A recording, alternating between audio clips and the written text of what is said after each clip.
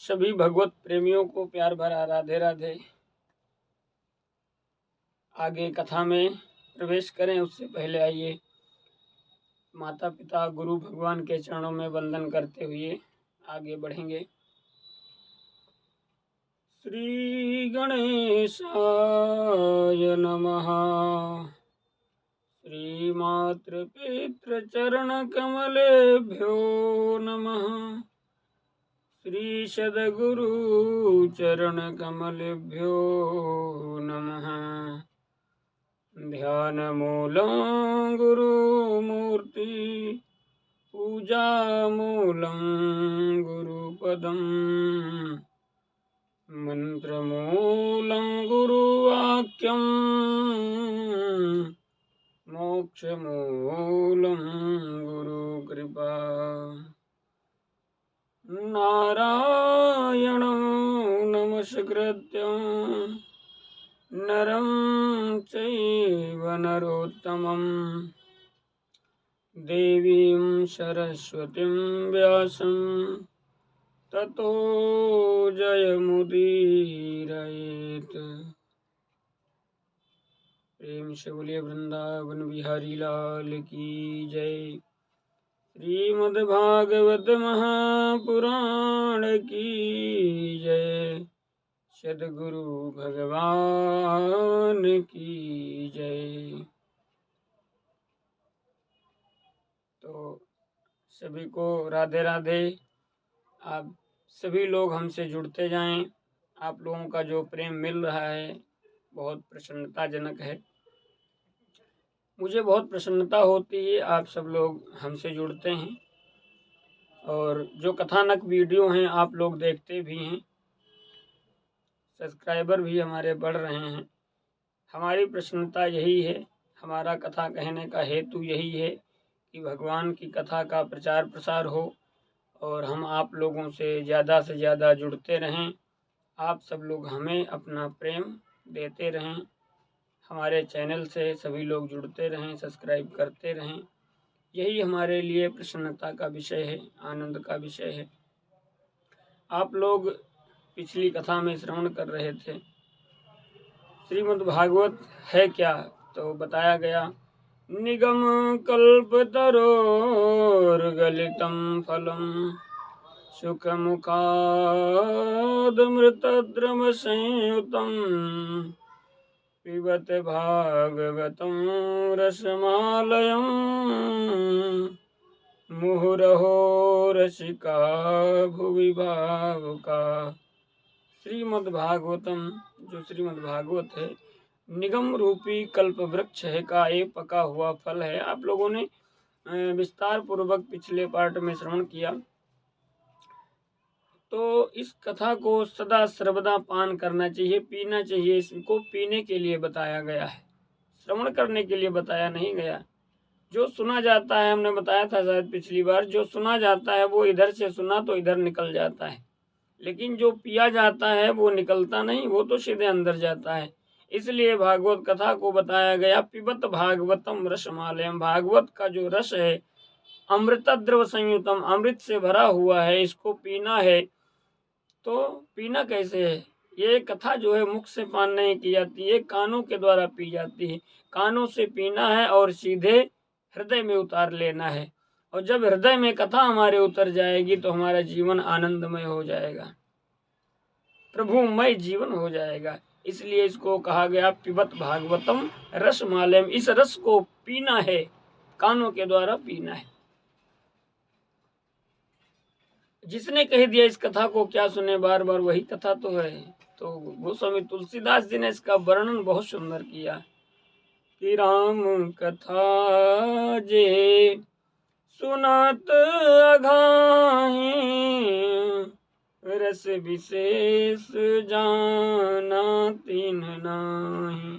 जिसने भगवान की कथा सुना और कह दिया अरे क्या सुनना, यही तो कथा है, बार बार इसको कथा सुन चुका हूँ, जिसने ये कह दिया तो समझ लीजिए भागवत के रस को जाना नहीं, कथा के रस को जाना नहीं। कथा तो नित्य नूतन होती है, जितनी बार सुनोगे उतनी बार आनंद, अलग आनंद की प्राप्ति होगी। जितनी बार सुनोगे उतनी बार कथा नई लगेगी। हमने शुरू में ही बताया था, इसलिए भागवत को महापुराण कहा गया। जो कभी पुराना नहीं होता है वही महापुराण है, रोज नया। इसलिए भागवत की कथा को श्रवण करें। नैमिष जो नैमिषारण्य में 88,000 शौनक आदि ऋषि विराजमान हैं, जिनको सूत जी महाराज कथा श्रवण करा रहे हैं। तो ऋषियों ने कहा कि मैं आपसे कुछ प्रश्न करना चाहता हूँ। सूत जी महाराज ने कहा कि आप लोग प्रश्न करें। तो ऋषियों ने कहा कि मैं एक प्रश्न करना नहीं चाहता हूँ, मैं आपसे 6 प्रश्न करना चाहता हूँ। सूत जी ने कहा कि आप अवश्य 6 प्रश्न आप करें। तो ऋषियों ने पूछा कि किम श्रेयः शास्त्र सारा कः स्वावतार प्रयोजनम् किम कर्म केवतारश्च धर्मः कं शरणं गताः। मैं आपसे प्रश्न ये करना चाहता हूँ, किम श्रेयः, मनुष्य के श्रेय का साधन क्या है? ऐसा कौन सा काम मनुष्य करे जिसे उसे सब चीज की प्राप्ति हो जाए, उसका कल्याण हो जाए। पहला प्रश्न यही हो गया, मनुष्य के श्रेय का साधन क्या है। दूसरा प्रश्न, शास्त्र सारा का, शास्त्रों का सार क्या है। पुराणे 18 हैं, उपनिषद 100 हैं।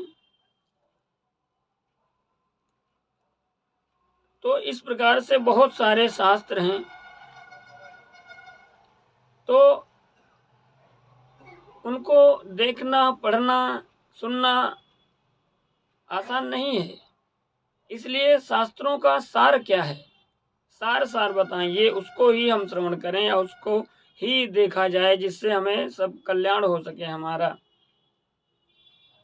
दूसरा प्रश्न ये है। तीसरा प्रश्न ये है हमारा, स्वावतार, भगवान के अवतार कितने हैं। कोई कहता है 10 हैं, कोई 25 बताता है, कोई कितने बताता है। हम ये स्पष्ट तरीके से जानना चाहते हैं भगवान के अवतार कितने हैं। चौथा प्रश्न ये है हमारा कि अगर भगवान के अवतार कितने भी हैं, मान लीजिए अगर भगवान अवतार लेते हैं, कई कई रूप में आते हैं, कभी राम बन के, कभी श्याम बन के, तो किस लिए आते हैं। स्वावतार प्रयोजनम, किस प्रयोजन से भगवान आते हैं, और अगर आते हैं तो कर्म उनके क्या है, किम कर्म, ये सब प्रश्न है। किम कर्म, क्यों आते हैं, के अवतारश्च, भगवान के अवतार कितने हैं, कृपा करके ये भी हमें बताएं। और जब भगवान नहीं रहे, अपने सुधाम को भगवान जब चले गए, पधार गए, तो धर्मः कम शरणम गता, धर्म किसकी शरण में गया। प्रभु कृपा करके हमें इन प्रश्नों का उत्तर दें। अब सूत जी भगवान कहने लगे कि मैं आपके प्रश्नों का उत्तर अवश्य दूंगा, लेकिन कुछ भी कहने से पहले गुरु भगवान माँ सरस्वती के चरणों में वंदना करनी चाहिए। जैसे हम आप लोग भी जब कोई पूजा पाठ या कथा कहते हैं, करते हैं, तो सबसे पहले अपने गुरु भगवान का, अपने इष्ट देवता का, माँ सरस्वती का ध्यान करते हैं। हे गुरु भगवान, आप हमारे ऊपर कृपा करें, आपकी कृपा दृष्टि से ही हम कुछ कहते हैं। हे माँ सरस्वती, आप मेरे जीवा पर विराजमान हो। जब तक माँ सरस्वती की कृपा नहीं होगी तब तक आप क्या बोल सकते हो। स्पष्ट रूप से कहा गया, ईश्वर बिन मिले न सरस्वती, गुरु बिन मिले न ज्ञान, ओ भाग्य बिना तीरथ नहीं, भजन बिना भगवान। जब सरस्वती की कृपा होगी तभी आपको स्वर प्राप्त होगा, और जब तक गुरु की कृपा नहीं होगी तब तक ज्ञान प्राप्त हो नहीं सकता। भाग्य बिना तीरथ नहीं, आपकी भाग्य में लिखा नहीं होगा तो आप जाते जाते फिर रुक जाएंगे, नहीं जा पाएंगे, तीर्थ यात्रा नहीं कर पाएंगे, भगवान के मंदिरों में नहीं जा पाएंगे जब तक आपकी भाग्य में नहीं लिखा है। और भजन बिना भगवान, जब तक भगवान का कीर्तन नहीं करेंगे, भजन नहीं करेंगे, कथा नहीं सुनेंगे, सत्संग नहीं करेंगे, तब तक भगवान की प्राप्ति नहीं होगी। कलयुग में एक बहुत बढ़िया साधन है नाम संकीर्तनम। भगवान का जितना ही कीर्तन करेंगे उतनी जल्दी भगवान प्रसन्न होंगे। यही विडंबना है संसार की कि जब कीर्तन होता है तब लोग मुख से बोलना नहीं चाहते, हाथों से ताली बजाना नहीं चाहते और मन की में कामना करते हैं मन में कि भगवान मिल जाएं। कहाँ से मिलेंगे भगवान? तो आइए, सूत जी महाराज ने गुरु भगवान के चरणों में वंदना की है। क्या कहा कि नारायणं नमस्कृत्यं नरं चैव नरोत्तमं देवीं सरस्वतीं व्यासं ततो जयमुदीरयेत्। नारायणं नमस्कृत्यं, हे प्रभु नारायण मैं आपके चरणों में नमस्कार करता हूँ, प्रणाम करता हूँ। देवीं सरस्वतीं व्यासं, देवी सरस्वती को मैं बार बार वंदन करता हूँ, प्रणाम करता हूँ, वो आकर के हमारे कंठ में विराजमान हो। व्यास जी के चरणों में प्रणाम कहा क्योंकि व्यास जी जो भागवत के रचयिता हैं, रचना करता है, जब तक उनको भी वंदन नहीं करेंगे तब तक कैसे हो सकता है। तो व्यास जी को भी नमन किया। देवीं सरस्वतीं व्यासं ततो जय मुदीरयेत्, मैं आप सभी के चरणों में वंदना करता हूँ, मुझे कथा कहने की शक्ति प्रदान करें। तो अब सूत जी ने कहा है गोस्वामी तुलसीदास जी के शब्दों में कि जिसने ऐसे प्रश्न किए हैं वो कितना श्रेष्ठ होगा, क्योंकि ये संसार के प्रश्न नहीं हैं, ये अध्यात्म के प्रश्न हैं, भगवानमय प्रश्न हैं। इन प्रश्नों के उत्तर में भगवान की बहुत सारी कथाएं, बहुत सारी लीलाएं छिपी हुई हैं, इसीलिए ऐसे प्रश्न किया गया। अगर ऋषियों ने प्रश्न किया न होता तो ये सब भगवान की लीलाएं प्राप्त कहाँ से होती, श्रवण करने को कहाँ से मिलती, इसलिए ऐसे प्रश्न किए गए। इन्हीं 6 प्रश्नों में श्रीमद् भागवत कथा पूरी है। जो भी प्रश्न उत्तर होगा इन्हीं 6 प्रश्नों से मिलता जुलता ही होगा। तो इन 6 प्रश्नों से ही पूरी भागवत है, तो आप लोग श्रवण करें। गोस्वामी तुलसीदास जी ने लिखा कितने प्यारे शब्दों में कि तुम रघुबीर चरण अनुरागी कीन्हु प्रश्न जगत हित लागी। तुम भगवान के चरणों के अनुरागी हो और जो तुमने प्रश्न किया है अपने लिए नहीं किया है। कीन्हु प्रश्न जगत हित लागी, सारे संसार के हित के लिए, सारे संसार जगत के कल्याण के लिए आपने प्रश्न किए हैं। ये ही प्रश्न उत्तम है। कोई महात्मा मिल जाता है तो हम अपनी हाथ की रेखा दिखाने लगते हैं कि महाराज जी देखो हमारी भाग्य में क्या लिखा है, हमें ये सुख प्राप्त होगा या नहीं, हमें नौकरी प्राप्त होगी या नहीं। संसारिक चीजों का हम लेखा जोखा ला करके रख देते हैं। जिसमें अपना हेतु छिपा हो, अपना स्वार्थ छिपा हो, वही हम करना चाहते हैं, वही हम पूछना चाहते हैं। और ऋषियों ने पूछा जो सारे संसार के लिए, जगत के कल्याण के लिए पूछा। अगर ऐसे ही प्रश्न हम सब करें, संसार के कल्याण के लिए करें, तो संसार से बाहर हम नहीं हैं, संसार में ही हम हैं। जब संसार का कल्याण होगा तो हमारा भी कल्याण हो जाएगा। लेकिन जब हम सिर्फ अपने लिए ही पूछते हैं, यही गड़बड़ हो जाता है। तो सारे संसार के लिए प्रश्न करें, सारे संसार का हित सोचें, सारे संसार में हम भी हैं, हमारा भी हित हो जाएगा, हमारा भी कल्याण हो जाएगा। तो पहले प्रश्न का उत्तर दिया, किम श्रेय, मनुष्य के जीवन का श्रेय क्या है, मनुष्य करे क्या। तो पहले प्रश्न का उत्तर है कृष्ण भक्ति परम श्रेय शास्त्र सारस्य सैवहि प्रयोजनं शतं रक्षा कर्म सृष्ट्यादिलक्षणम्। कृष्ण भक्ति परम श्रेय, भगवान कृष्ण की ही भक्ति परम श्रेय का साधन है। तो जरूरी नहीं है कि सब लोग कृष्ण की ही भक्ति करो, मैं ऐसा नहीं कहता। हमारे कृष्ण प्रिय हैं तो हम कृष्ण की भक्ति करते हैं, किसी की दुर्गा माँ प्रिय हैं तो दुर्गा माँ की भक्ति करें, किसी के महादेव भोलेनाथ प्रिय हैं, भोलेनाथ की भक्ति करें, लेकिन एक की भक्ति करें। भक्ति एक की होनी चाहिए, निष्काम भक्ति होनी चाहिए। अपना एक इष्ट मान लीजिए, सर्वस्व समर्पण कर दीजिए उन्हीं के चरणों में, फिर देखिए आनंद कितना आता है। हम आज इनको भी अपना मान लेते हैं, कल उनको भी अपना मान लेते हैं, तो उसमें कल्याण नहीं होगा, उसमें मन भटकता रहेगा। भगवान तो बहुत हैं, किसको माने, किसको पूजें? तो एक को पूजना है। शतं विहाय भोक्तव्यं सहस्रं स्नान आचरेत, लक्षं विहाय दातव्यं कोटिं त्यक्त्वा हरिं भजेत। मनुष्य कहता है मुझे समय नहीं मिलता है, पूजा करूं तो कब करूं, समय नहीं मिलता है। अरे सर्वप्रथम हमारा यही कर्तव्य है कि हम पूजा करें, सारे काम छूट जाएं कोई दिक्कत नहीं, पूजा करनी चाहिए। लिखा है शतं विहाय भोक्तव्यम, 100 काम छोड़ करके भोजन करना चाहिए मनुष्य को। अगर भोजन ही नहीं करोगे तो काम क्या कर पाओगे? जब शरीर में ताकत नहीं रहेगी तो आप कर क्या सकते हो? तो शतं विहाय भोक्तव्यम सहस्त्रम स्नान आचरेत, 1000 काम भी अगर बिगड़ते हैं तो उनको भी छोड़ करके स्नान करना चाहिए। जब तक स्नान नहीं करोगे तब तक भोजन कैसे करोगे? आजकल प्रायः लोग बिना नहाए ही खा लेते हैं। बिना नहाए जो खाता है उसका फल क्या होता है मालूम है? आगे आने वाले कथाओं में मैं बताऊंगा। ये सब जो छोटी छोटी चीजें हैं ये मैं इंस्टाग्राम पे भी अपने बताता हूँ, आप सभी लोग उसमें भी हमसे जुड़ सकते हैं, फॉलो करें, उसमें भी जानकारी आप लोगों को मिलेगी।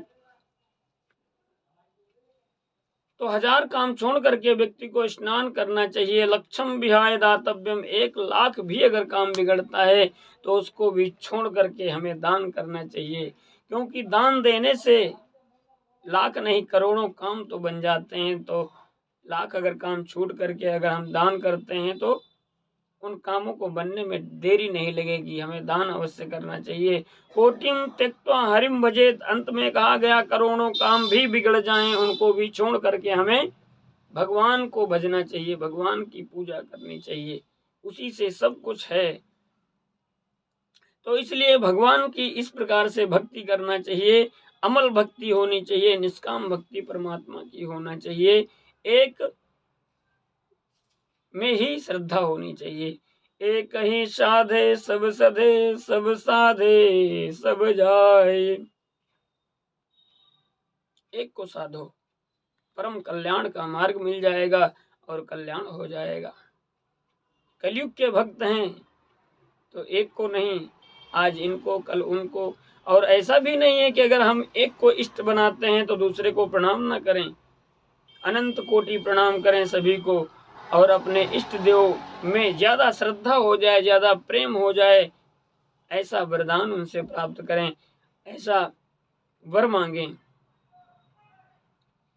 कलयुग के भक्तों का तो सिस्टम ही निराला है। कलयुग के ऐसे भक्त हैं, किसी को अपना बना भी लें तो भगवान भी उनसे दूर ही भगते हैं, क्योंकि सांसारिक वस्तुओं की इतनी लाइन लगा देंगे मांगने की कि पूछो ही मत महाराज। अब कलयुग का भक्त है तो मन में तो कामना आती ही है। महाराज किसी से भक्त ने पूछा कि महाराज बताइए हम किसकी साधना करें जो भगवान जल्दी प्रसन्न हो जाएं, भगवान जल्दी प्रसन्न हो जाएं, हमें दर्शन दे दें। शंकर जी तो अपने ही आत्मा में रमण करते हैं, उन तो किसी दूसरे के ही ध्यान में रहते हैं। विष्णु भगवान के पीछे तो दुनिया लगी है, इतनी जल्दी कहाँ मिलने वाले हैं। तो कहने लगे ब्रह्मा जी के प्रायः मंदिर बहुत कम मिलते हैं, ब्रह्मा जी की साधना करो। हमने ये सुना है कि रावण को वरदान शंकर जी ने दिया था, लेकिन हिरण्यकश्यप को ब्रह्मा जी ने वरदान दिया था। तो ब्रह्मा जी प्रायः जल्दी प्रसन्न हो जाते हैं, तो आप ब्रह्मा जी की आराधना करो। अब भक्त जो चला गया महाराज, जंगल में वन में चला गया, ओम ब्रह्मदेवाय नमः, ओम ब्रह्मदेवाय नमः जप करने लगा, ब्रह्मा जी प्रसन्न हो गए, ब्रह्मा जी जल्दी प्रसन्न हो गए। और ब्रह्मा जी ने कहा हे भक्त वरदान मांगो। तो महाराज आजकल तो समस्या है, जब वरदान मांगने की बात आती है तो सबसे पहले आदमी वरदान मांगता है कि मेरी शादी हो जाए, जिसकी शादी नहीं हुई। अब भक्त की शादी नहीं हुई थी, भक्त ने कहा कि हमारी शादी हो जाए। अच्छा, और कुछ मांगना चाहते हो? तो भक्त ने कहा मैं 3 वरदान मांगूंगा आपसे। पहली बात तो मेरी शादी हो जाए, और दूसरी बात, शादी होगी तो मकान भी चाहिए, बढ़िया सा हमारा मकान बन जाए। तीसरा वरदान मांगो। तीसरा वरदान मैं यही चाहता हूँ कि जब चाहूं तब 3 वरदान और मांग लूं। महाराज ब्रह्मा जी ने सोचा, रे कलयुग का भक्त है, कैसा भक्त है, 2 वरदान तो ले लिया और 3 का रिजर्वेशन पहले से कर लिया। ब्रह्मा जी ने भय तपस्या किए हैं तो वरदान तो देना पड़ेगा। ब्रह्मा जी ने तथास्तु कहा और ब्रह्मा जी चले गए। महाराज बढ़िया सा मकान बन गया है, भक्त की शादी हो गई है, आनंद फरमा रहा है। अब ज्यादा बारिश के कारण, आजकल तो जानते हो फैशन के दौर में गारंटी की इच्छा ना करें। डेंट पेंटिंग जो मकान था, पानी बरसा, मकान की पेंट उतर गई, और जब जुकाम हो गया, सर्दी हो गई भक्त को, तो भक्त ने सोचा कि दवाई लाने की क्या जरूरत है, ब्रह्मा जी तो हैं, वरदान मांग लेते हैं। अब ब्रह्मा जी को याद किया। ब्रह्मदेव हाजिर हुए। हाँ भक्त बताइए। तो भक्त ने कहा सबसे पहले वरदान दे दो कि हमारा जो मकान की पेंटिंग छूट गई है, पेंट हो जाए। दूसरा वरदान दे दो हमारे खांसी जुकाम चला जाए, कभी किसी को हमारे घर में खांसी जुकाम न हो। अब ब्रह्मा जी तो हड़बड़ाने लगे, ब्रह्मा जी का शरीर कांपने लगा। अरे भगवान, पता नहीं तीसरा वरदान कौन सा मांग लेता है। और उसने वही किया, तीसरा वरदान मांग लिया कि जब चाहूं तब 3 वरदान और मांग लूं। ब्रह्मा जी तथास्तु कह करके सीधे भगवान विष्णु जी के पास चले गए। विष्णु जी से कहने लगे, महाराज ऐसे कलयुग के भक्त से हमारा पीछा पड़ गया है, 2 मांगता है, 3 का रिजर्वेशन कर लेता है। महाराज किसी प्रकार से इससे हमारा छुटकारा कराओ। विष्णु भगवान ने कहा, वरदान देते समय तो नहीं पूछने आए थे, एक कलयुगी भक्त हैं, कलयुग के भक्तों से भी बच के रहना। अगर कोई सड़ा गला सा भी फल चढ़ा दे तो समझ लेना खतरा ही है, कुछ न कुछ मांग लेंगे उसके बदले में। 50 पैसे का कपूर भी जलाते हैं तो सुख संपत्ति घर आवे, कष्ट मिटे तन का। 50 पैसे के कपूर में सुख संपत्ति घर में आ जाए, कष्ट शरीर तन का मिट जाए। ऐसे कलयुग के भक्त हैं, इसलिए इनसे बहुत बच के रहना चाहिए। इसीलिए भगवान विष्णु की भक्ति करते करते आदमी घिस जाता है, लेकिन भगवान प्रसन्न नहीं होते हैं। प्रसन्न भी होते हैं तो प्रकट नहीं होते, क्योंकि कलयुग के भक्तों से बचना है। ब्रह्मा जी फंस गए, लेकिन ब्रह्मा जी भगवान विष्णु के पास गए, प्रभु रक्षा करो। विष्णु भगवान ने कहा ठीक है। अब भक्त के मन में वैराग्य आ गया, भगवान विष्णु ने कृपा की, उसके मन में ऐसा कर दिया कि उसको वैराग्य आ गया। उसने मन में सोचा कि संसार में रह करके क्या करेंगे, भगवान के भजन में ही जीवन की सार्थकता है। भगवान विष्णु ने उसके मन में डाला। भक्त ने याद किया, हे ब्रह्मदेव, ब्रह्मा जी हाजिर हो गए। माँ सरस्वती से भगवान विष्णु ने कहा कि जा करके भक्त की जिह्वा पर विराजमान हो जाओ। अब माँ सरस्वती आकर के विराजमान हो गई भक्त की जिह्वा पे। भक्त ने कहा कि पहला वरदान दे दो कि हम भगवान के चरणों में मेरी प्रीति हो जाए, रति हो जाए, मैं सदा भगवान में ही निरंतर उनका नाम जपता रहूं। ब्रह्मा जी ने तथास्तु कह दिया। दूसरा वरदान भक्त ने मांगा कि मेरा सारा परिवार भगवान के ही चरणों में लीन रहे, ऐसी कृपा आप कर दो। ब्रह्मा जी ने तथास्तु कह दिया। अब ब्रह्मा जी फिर घबराने लगे, तीसरा वरदान पता नहीं क्या मांग लेता है, लेकिन माँ सरस्वती की कृपा से उसने कहा कि तीसरा वरदान दे दो कि हमारा इस संसार से हमारी मुक्ति हो जाए। ब्रह्मा जी ने तथास्तु कहा और कहने लगे, भक्त पहले, सबसे पहले तो हमारी मुक्ति हो गई, तुम्हारे जैसे भक्त से तुम्हारी तो मुक्ति अवश्य हो जाएगी। तो ऐसे कलयुग के भक्त हैं, कहते हैं भगवान भी इन भक्तों से बच के रहते हैं, डर के रहते हैं। चढ़ाने के लिए तो बहुत अच्छी चीज तो भक्त नहीं चढ़ाएंगे भगवान को। भगवान के लिए जब फल लेने जाएंगे तो थोड़ा कम क्वालिटी वाला फल ढूंढते हैं। भगवान को जब वस्त्र चढ़ाना होगा तो सस्ता वाला वस्त्र ढूंढते हैं। और भगवान से जब मांगने की बारी आएगी तो नंबर 1 की चीज मांगते हैं। इन भक्तों से भगवान भी होशियार रहते हैं। तो इस प्रकार से अमल भक्ति करनी चाहिए, मल भक्ति नहीं करनी चाहिए। मल भक्ति जो होती है उसमें मांगने की गंदगी भरी रहती है, और अमल भक्ति होती है मैं हूँ श्री भगवान का, मेरे श्री भगवान, अनुभव यह करते चलो, तज माया अभिमान। मैं भगवान का हूँ और भगवान मेरे हैं, यही अनुभव होना चाहिए। सारी संसार की मोह माया छोड़ करके भगवान को इस प्रकार से भजना चाहिए। तो कृष्ण भक्ति परम श्रेय, भगवान की भक्ति ही मनुष्य के श्रेय का साधन है। पहले प्रश्न का उत्तर इस प्रकार से सूत जी सोनका दृश्यों को देते हैं।